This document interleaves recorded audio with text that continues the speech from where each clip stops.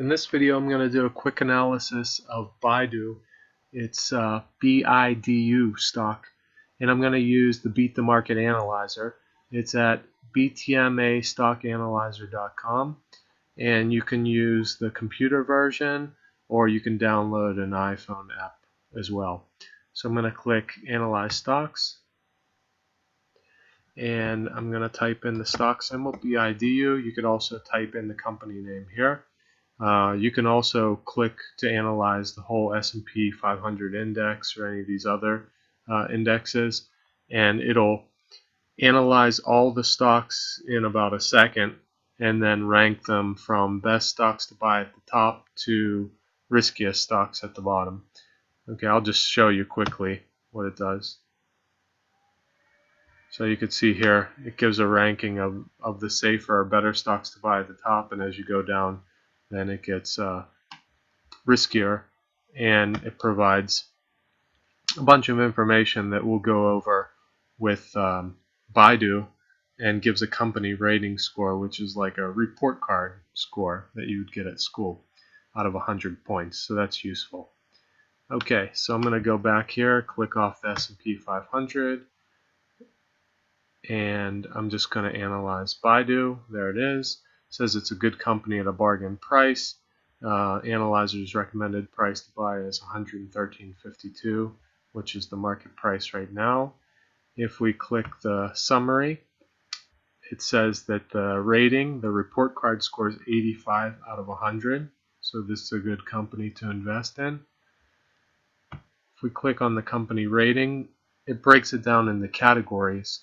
So out of 17 total points for 10-year upward price per share, Baidu has a score of 14.5. So pretty good. The share price has been increasing, but not great.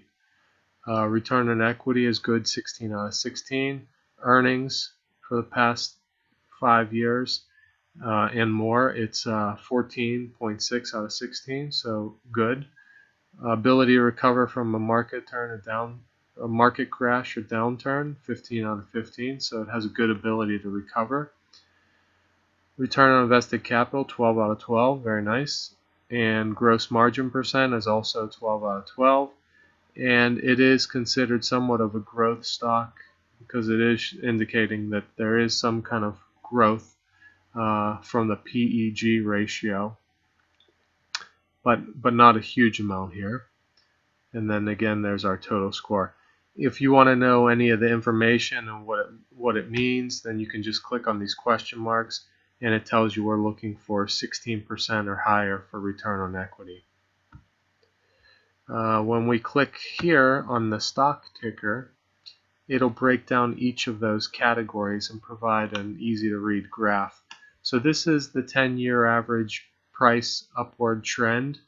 You can see you want it to be an actual slope here, inclining gradually, but this is going up and down, so it seems like the price has been pretty volatile, and the share price right now around 2019 and 2020 is similar to back in 2013. So you really didn't make a huge gain if you bought and then you sold around this time. But if you had bought from 2012 and then sold around 2018, you could have made a huge amount of profit. Okay, diluted EPS is better for consistency. It is gradually going up, but you can also see that it's still volatile here with the earnings. This makes the company harder to predict the value and what's going to happen in the future when it has erratic earnings, and the price is also erratic too. Okay, there's the market recovery. So in 2008, it was at $26. In 2011, 3 years after the economic crisis, it was at $131. So it definitely recovered and picked up a lot more ground after the years of the recession. ROE, or return on equity, again, we said that we're looking for 16% or higher for this. And you can see that it's typically above 16%. Right now, around 20%. but it has gone all the way up to around 50 and then down to 12. So all these fundamentals so far seem like they are volatile with this company. ROIC, same kind of picture here, very high in 2015, very low in 2016, and slowly climbing here. And we're also looking for 16% or higher. So not great with the return on invested capital. We'd like to see it be a bit higher here.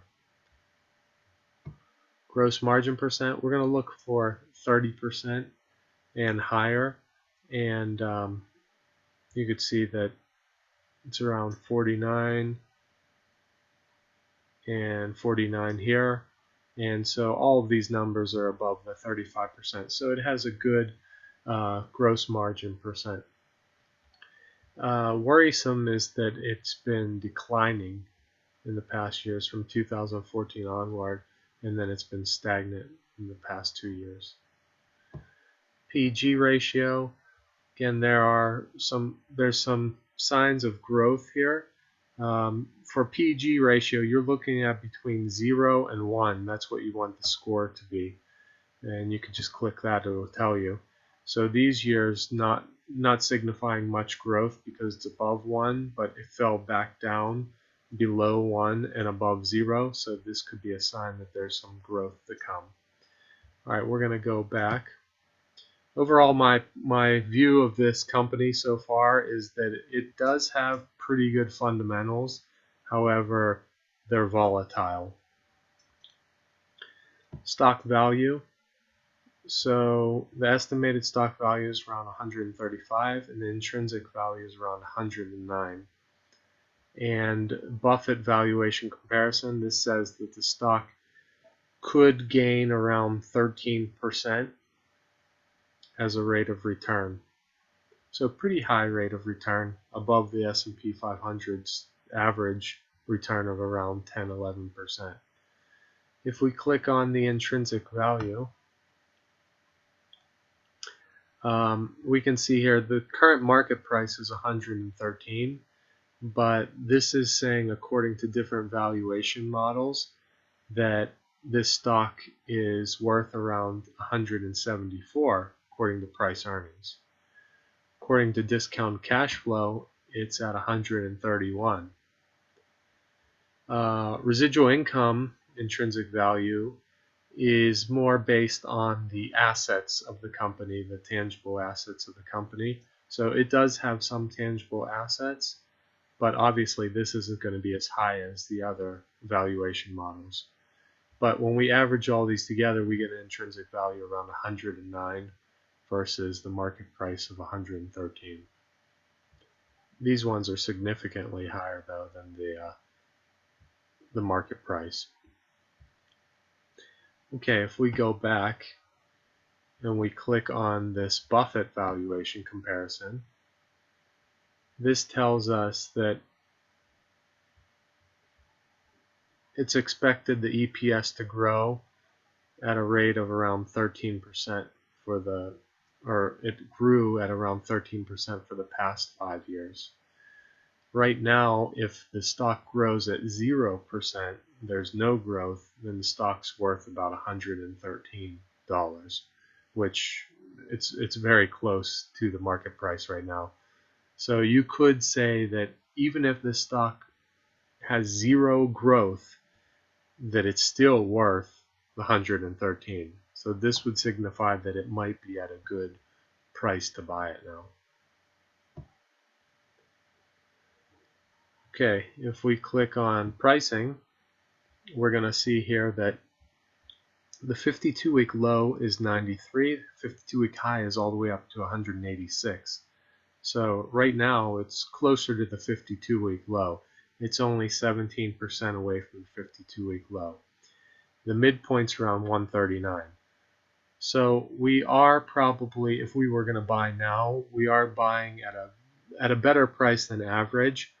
But typically I would like to try to buy at a price that's even closer to this 52-week low. Okay. Miscellaneous fundamentals. So everything looks good here. The debt to equity, we're looking for less than 1, so it's 0.4. So this tells us that financially the company is sound when comparing its debt to equity. If you need help on this, you just click on the question mark and it'll tell you what you're looking for. Current ratio is also sound. We're looking for greater than 1. It's 2.59. So this tells us that it has enough assets or cash in the short term to cover its short-term liabilities. And PE ratio, we're looking at less than 16. So if it's less than 16, that's a good sign that the company is undervalued, and it's right now at around 18. So if you get around 16, you would think it's somewhat around fairly valued. So this is around fairly valued, or if the stock typically has a PE ratio much higher than 16, then it could actually be undervalued compared to the past average PE ratio. Okay, you see it's a very large company here. It's actually a huge company in regards to revenue. It earns more than, I believe, Netflix and eBay. So Baidu is basically the Google of China. And if you think about how many users they have, it's somewhere around 700 billion. So that's more than the whole population of the United States, the amount of users that Baidu has. And Google is banned in China, so that also gives Baidu a competitive advantage there. One problem with Baidu is that there is internet censorship in China, so this could cause a conflict with Baidu and their business model. Okay, if we click on the complete view, it'll just show you everything that we've gone over, and you can just go through. But as I said, looks like the company is a good fundamental company. It has good financial situation according to the balance sheet here. Although the problem that I see is that the information, it's volatile stock, just going up and down. You'd have to buy at the right price and sell at the right price to make a good profit. Otherwise, you could go many years holding the stock in and make virtually nothing or even lose. So it's a little riskier than I'd want to, a company that's riskier than I'd want to invest in. That's not as predictable or consistent of a company that I'd want to invest in. So I'd pass on this one, but you could make a lot of money, and there is a lot of growth potential in this company. Hope you enjoyed this analysis about Baidu, and if you have any questions, you can put them in the comments, and also in the video description I'm going to put a link to this analyzer, the BTMA stock analyzer. So if you want to analyze your own companies, I'll put a free trial in there and you can try it for yourself. Have a great day.